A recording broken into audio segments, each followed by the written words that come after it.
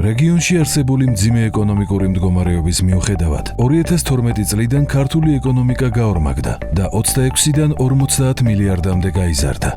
ეკონომიკის გაორმაგების პარალელურად, მთლიანი შიდა პროდუქტის მოცულობა ერთ სულ მოსახლეზე მნიშვნელოვნად 5810 საერთაშორისო დოლარით გაიზარდა. მნიშვნელოვანი წინსვლა დაფიქსირდა საგარეო ვაჭრობის მიმართულებით. 60%-ით გაიზარდა ქართული პროდუქციის ექსპორტი. 132%-ით გაიზარდა ექსპორტი ევროკავშირის ქვეყნებში. მნიშვნელოვნად 80%-ით გაიზარდა მომსახურების ექსპორტი. მათ შორის 131%-ით გაიზარდა და 3.2 მილიარდ ამერიკულ დოლარს მიაღწია საერთაშორისო მოგზაურებიდან მიღებულმა შემოსავალმა.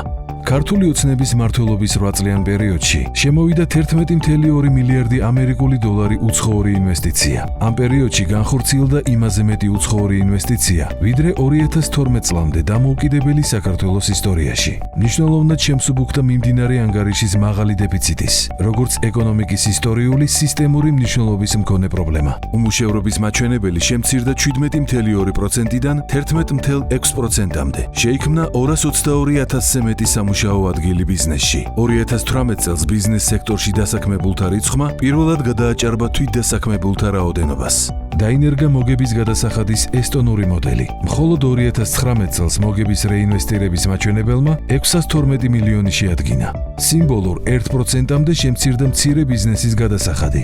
დაინერგა ბიზნესის ხელშეწყობის პროგრამები. ბიუჯეტის ზრდის პარალელურად, თითქმის 3-ჯერ გაიზარდა ჩვენი მოქალაქეების ჯანდაცვასა და სოციალურ უზრუნველყოფაზე მიმართული ხარჯები. გაიზარდა პენსიებისა და სოციალური მხარდაჭერის პაკეტები. შეიქმნა საყოველთაო ჯანდაცვის სისტემა. ეკონომიკური ზრდისა და სამუშაო ადგილების შექმნის შედეგად, მსოფლიო ბანკის მონაცემებით განახევრდა სიღარიბის ყველა მაჩვენებელი.